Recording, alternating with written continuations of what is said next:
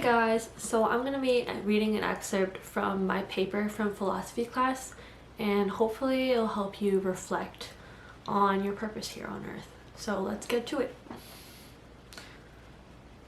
Ever noticed how anxiety and excitement rise when a person receives a choice to leave everything they know behind to start anew? These feelings are valid when character growth has to happen within a story's plot. One cannot remain still forever in this always changing world. After all, the only constant thing is change. In Plato's Allegory of the Cave from the Republic, Socrates speaks about the human cave experience, which can have 5 stages. A human may face a strange prison, a turning point, ascension, arriving, and possibly returning. These stages may correspond similarly to a hero's journey toward enlightenment and intellectual advancement in civilization. With today's generation breaking traditions and challenging antiquated belief systems such as religion, understanding these cave stages may be more relevant than ever. Here, they have been from their childhood and have their necks and legs changed so they cannot move and can only see before them, being prevented by the chains from turning around their heads. Page 1.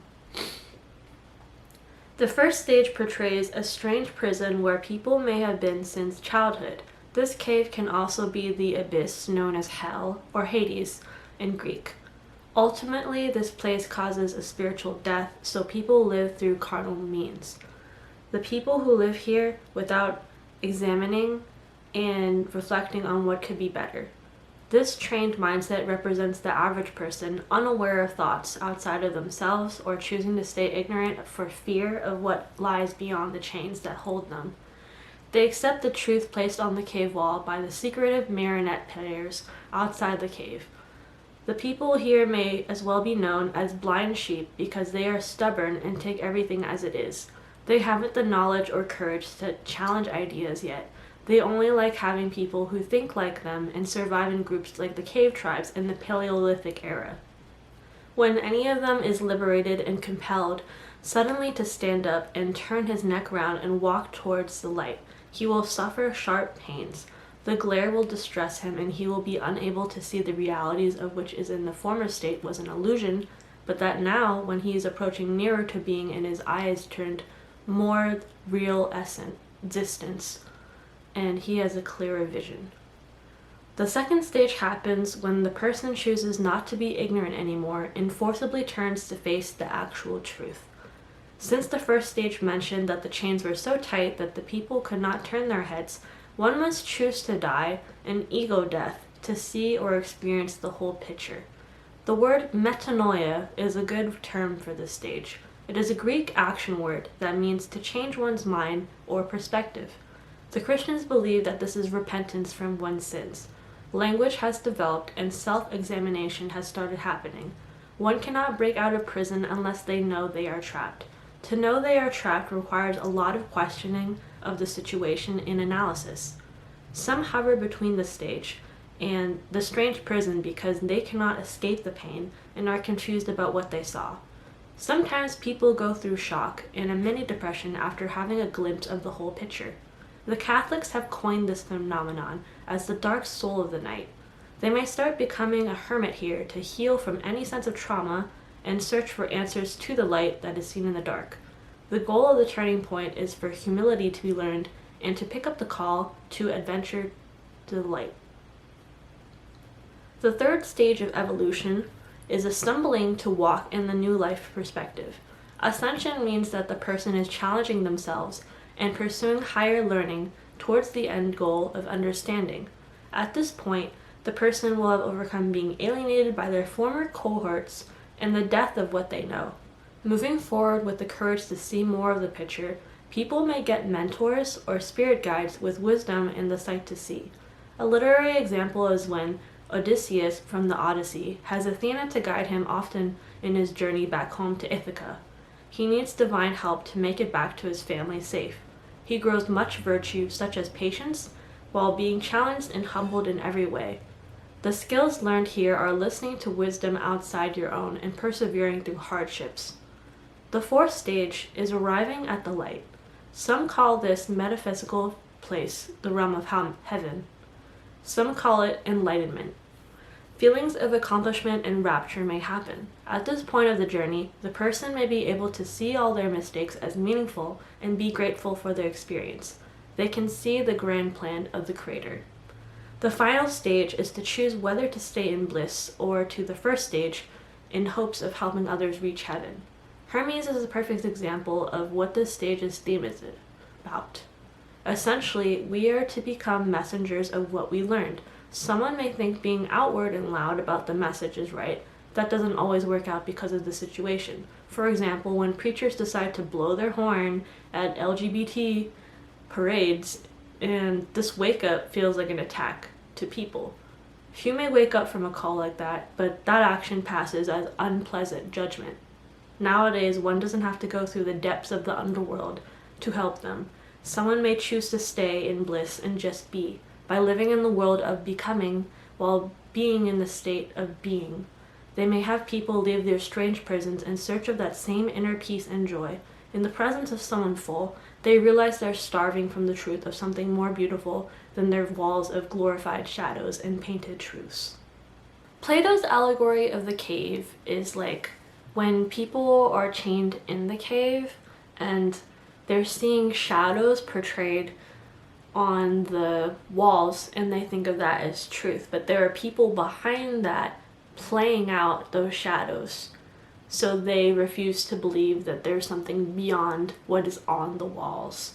So essentially, we all have caves for our beliefs, and our goal is to continue questioning them and finding the truth at the end of the matter and, keep escaping each cave. So essentially, we're here to let out our truth and maybe help other people realize they're in a cave and they need to get out. So thankfully I've gone out through some caves, and that's why I feel like I need to speak these messages. But if you don't feel like you're in a cave, then I don't know, maybe you're that deep in the dark within the cave. Sometimes you don't realize you're in one until you're in one. I think I still have some caves that I need to leave, but the important part is that enlightenment is an ongoing process, and just because you've left one place doesn't mean that you need to stay in the same place, because there are levels to ascension and there are levels to freedom, but one has to continue questioning themselves before they actually feel like they're at an okay spot to linger around.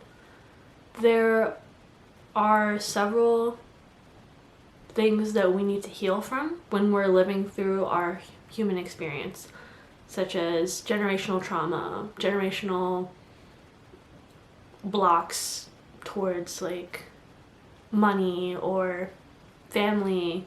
There's personal trauma, like childhood trauma. There's so many things that we blind ourselves in comparison. There's so much that we go through when we live through this world, but what the most important thing is that we aren't defined by that one weakness, and that we can move out of that through careful selection of our actions and thoughts. Let me read you this poem that I have written about duality and how the duality of this world, but we are trying to live in unity consciousness. Remember, everything is all one, but there is polarity to some degree when we're living in this life. Duality and balance. An old man's peace. Mental wars fought hard. Safety. A child's pleasure. Blissful blanks. Danger. Much like how the tongue can lash, it has the power to pour honey on wounds and pour gold onto the poor. The mind can sharpen as iron does, yet can damage itself due to pride. The heart goes through fleeting cloud-like emotions, yet can burn out from focusing on the storms ahead. The mind is humbled by hearing the heart. The heart can see the mind's guidance. So there's a lot that we have to collaborate on. A lot of us may have weaknesses, but it's important to find that there are other people that may have the same weaknesses, yet can also strengthen us in our weakness, because we are never really alone on this earth. There are other people that feel the same things as you. There are other people that may have suffered from the same things as you. There are people that may never have experienced those things, but can empathize with you and give you the great advice that they have. So there is much to learn from community, and it's important to stay connected in a spiritual, mental, physical plane. Everything, everything. You need to have community to help you grow. Essentially, we aren't born to grow alone. We are meant to give back to the community and to be a gift, just as our life is a gift towards us. Be a gift towards the community and helping them.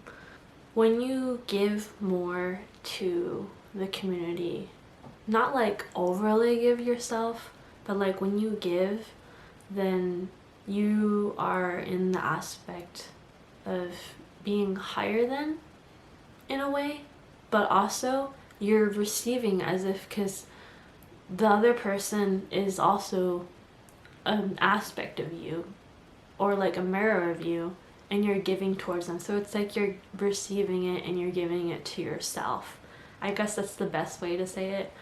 So continuing to have a great heart and to give towards people.